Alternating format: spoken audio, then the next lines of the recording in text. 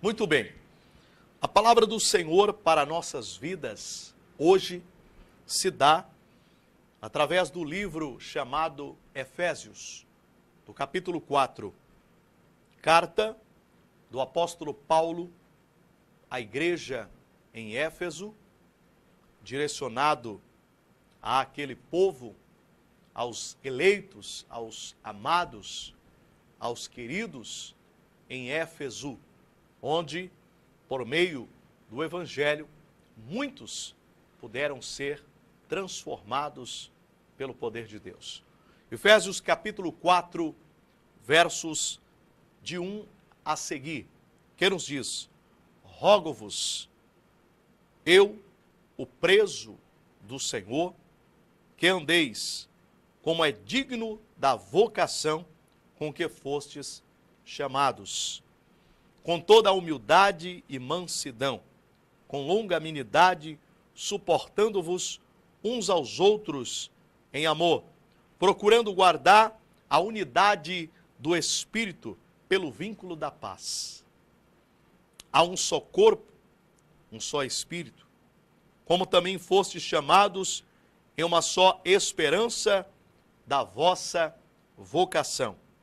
Um só Senhor, uma só fé, um só batismo, um só Deus e Pai de todos, o qual é sobre todos e por todos e em todos. Mas a graça foi dada a cada um de nós segundo a medida do dom de Cristo, pelo que diz: subindo ao alto, levou cativo o cativeiro e deu dons aos homens. Adiante diz: ora, isto ele subiu, que é senão também antes tinha descido às partes mais baixas da terra. Aquele que desceu é também o mesmo que subiu acima dos céus para cumprir todas as coisas.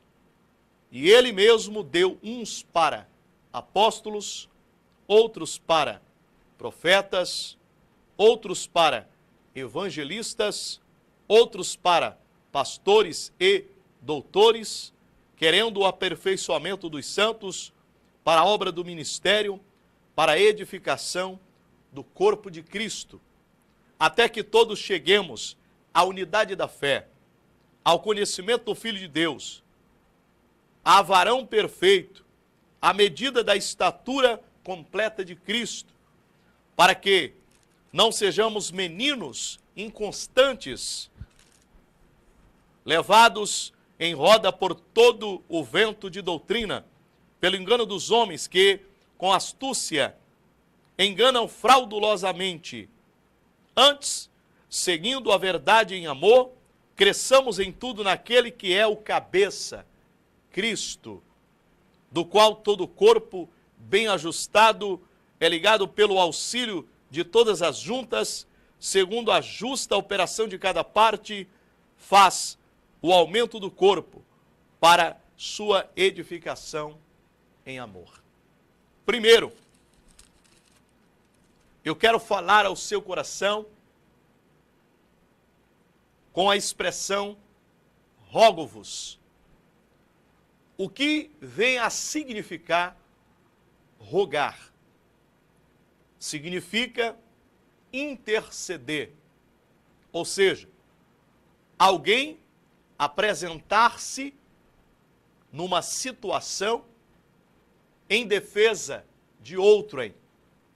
Pois bem, diante de Deus existe um mediador, Cristo, e o Espírito Santo, que é o nosso Consolador. Diante dos homens existe um mediador, Cristo, e o Espírito Santo, nosso Consolador. E existem líderes que rogam pelo povo, e estes estarão sempre prontos a estarem diante de Deus, representando uma parte. Rogo-vos, esta direção não é para Deus, mas para o povo.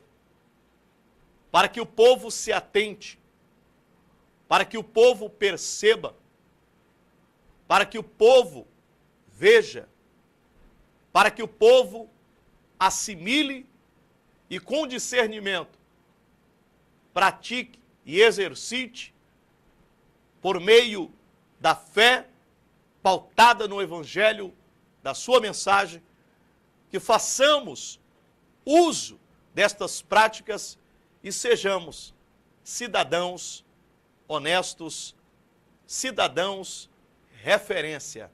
Olha só, a palavra de Deus está dizendo, rogo-vos, onde o apóstolo Paulo detém a atenção de um grupo, detém o zelo e o desejo de um grupo.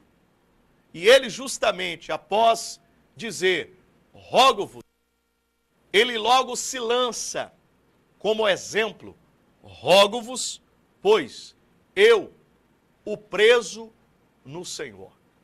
Tu vais percebendo que o apóstolo Paulo, ele realmente traz o conhecimento daquilo que ele pratica, ele traz o conhecimento daquilo que ele vivencia, ele traz o conhecimento daquilo que ele recebeu de Cristo. Tu podes ver em 1 Coríntios, capítulo 11, verso 1, que este apóstolo Paulo diz, sede, pois, meus imitadores, como eu sou de Cristo. Agora, o que nós podemos perceber é o amor, é o zelo, é a dedicação, é o apreço, é o cuidado do apóstolo Paulo com os santos. E por isso, eu me mantenho aqui, neste momento, através do programa O Ágape de Deus, neste objetivo de demonstrar a você a veracidade da palavra, mas com amor, com apreço, com desvelo, com carinho, ciente de que todos vocês, meus telespectadores, são de fato a maior importância e o objetivo de estarmos aqui. Este programa não faria sentido falar ao vento, uma palavra ao léu. Sim, faz todo sentido quando estamos cientes de que há telespectadores, de que há pessoas que nos acompanham. E queremos trazer a você o sabor deste sentimento. Queremos trazer a você o perfume justamente do poder desta palavra. Queremos que você presencie de tal forma que você vista e que caiba bem no seu corpo e que venha a calhar com as suas curvas e assim moldar você e trazer um padrão o qual você se torne vencedor. Então, assim como o apóstolo Paulo rogava à igreja em Efésios, eu, através do apóstolo Paulo, eu, através da palavra de Deus, eu, através do evangelho do Senhor Jesus, eu, através do programa O Ágape de Deus, também estou rogando a você. Porque o apóstolo Paulo se mantém de uma forma tão intensa que ele diz, eu, prisioneiro, preso no Senhor.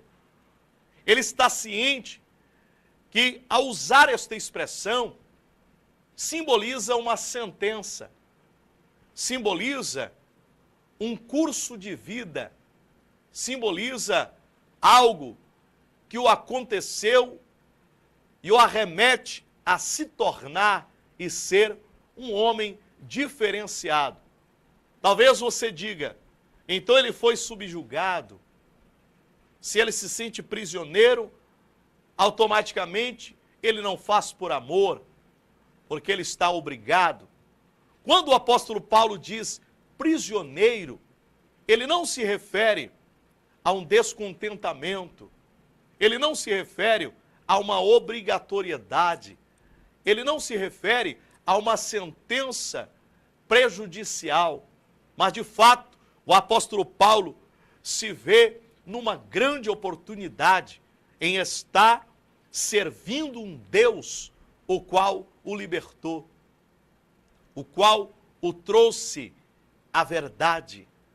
Tu vês que a palavra de Deus diz, e você conhece bem, João capítulo 8, verso de número 32, aspas, e conhecereis a verdade, e a verdade vos libertará, fecha aspas. Por esta expressão não ser minha, abre-se e fecha aspas. Porém, nós podemos ver a veracidade desta palavra. E conhecereis. Se alguém conhece, torna-se conhecido. Se alguém refere-se, é porque ele já sabe. Então, cabe a você também descobrir esta verdade. E por isso é que Deus levanta apóstolos Paulo, é que Deus levanta pastores. E então, a Bíblia, eu vou dar uma acrescentada aqui, pulando uma certa etapa. A Bíblia vai dizer, através do apóstolo Paulo, que ele mesmo deu uns para apóstolos, outros para profetas, outros para evangelistas, outros para pastores e doutores, querendo o aperfeiçoamento dos santos. Olha só, a Bíblia está dizendo para mim e para você que Deus reserva para nós uma identidade, um título, um cargo e um encargo. Deixa eu explicar para que você entenda se isto cabe a você ou não. Quando você cresce num ambiente familiar e vê o pai trabalhando e vê a mãe trabalhando, ainda que para a sociedade os pais daquele garoto não sejam reconhecidos, aplaudidos, não sejam famosos e não tenham grandes espaços na sociedade, para aquele garoto, para aquela garota, os pais são seus heróis. Porque é eles que detêm tamanha relevância para cuidar daquele garoto, daquela garota e formá-lo cidadão.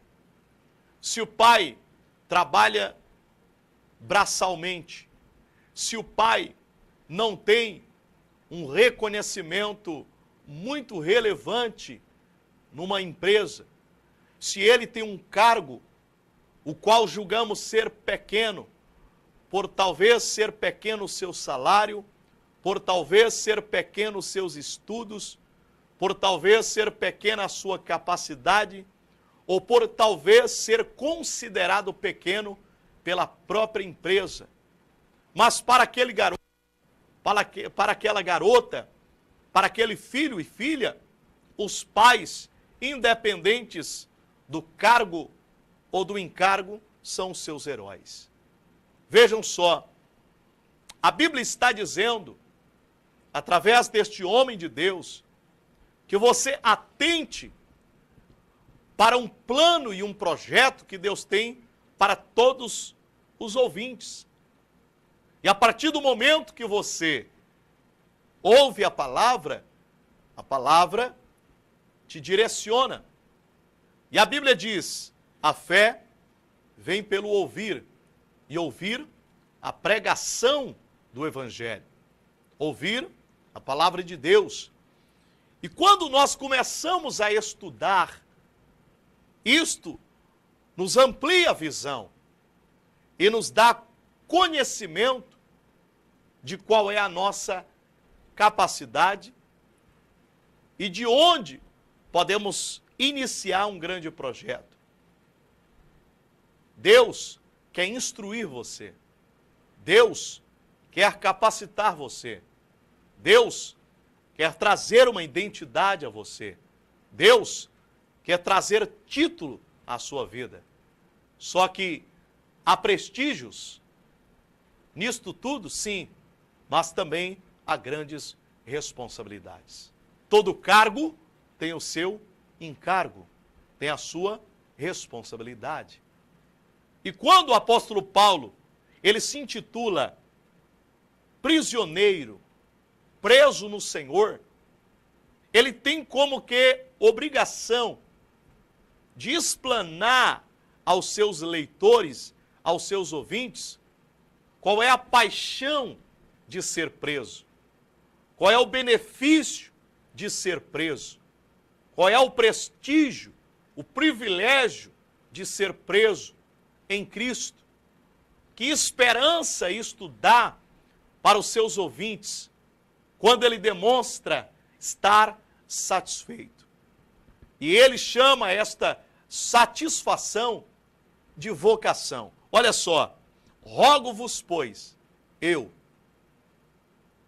que estou me relacionando contigo, você, que está me ouvindo e eu consigo deter a sua atenção, eu, que sou preso no Senhor, rogo, intercedo, clamo, te chamo a atenção para que andeis como é digno da vocação com que fostes chamados. Quem te chamou foi Deus. Quem te escolheu foi Deus. Quem te quer? Deus. Quem te ama? Deus. Aquele que tem misericórdia de sua vida? Deus. Aquele que perdoa e que tem plena autonomia e autoridade para perdoar pecados? Deus. Aquele que favorece alguém? Deus. Aquele que levanta o caído? Deus.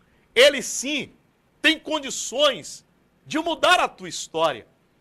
Seja você uma pessoa que não teve grandes oportunidades, seja você uma pessoa que não detém grandes capacidades e por isso, diante da sociedade, você não é grandemente reconhecido. Talvez o seu salário é pequeno, talvez o seu cargo não é aplaudido, não tem fama, não tem prestígio, mas diante da sua responsabilidade e da sua paixão, você dará a volta por cima. Verdadeiramente há sim condições de ser grande em um local pequeno. Há condições de ser famoso em algo que ninguém dá valor. Há condições de sermos autênticos e grandemente instrumentos de Deus, independente se você não é muito bem conhecido. Hoje, vivemos uma época o qual a necessidade de se expor está de tal forma que as redes sociais estão aí, justamente para que você tenha o seu lugar ao sol. É Facebook, é Instagram, é Twitter, é WhatsApp, é YouTube, entre outros aplicativos que não são tão conhecidos como este, mas que também trabalham com a mesma finalidade.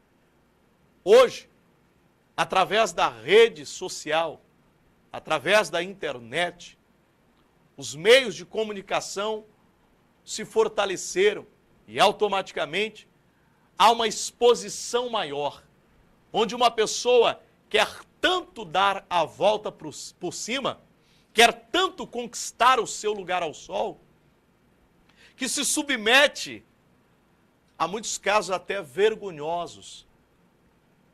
E não é isso que eu estou falando. É você manter centrado numa vocação. E esta vocação não sai de si mesmo. Eu quero ser isto. Eu acho que eu quero ser aquilo. Eu acho que eu vou me identificar com o que esse rapaz faz, eu vou fazer igual. Não. A vocação parece ser algo decidido por nós. A vocação parece ser uma opção tomada particularmente por cada um indivíduo, mas há uma abrangência. Não sei se você está me compreendendo, mas o apóstolo Paulo está dizendo que andeis. Os passos são seus, mas você representa alguém. A caminhada é sua, mas você representa alguém. A jornada é sua, mas você representa alguém. E por representar alguém, ande digno. Ande à altura desta pessoa que você representa.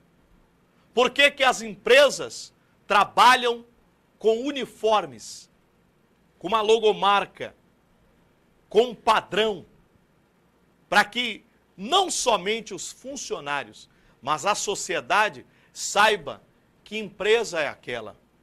E quando você está uniformizado, você automaticamente representa aquela empresa.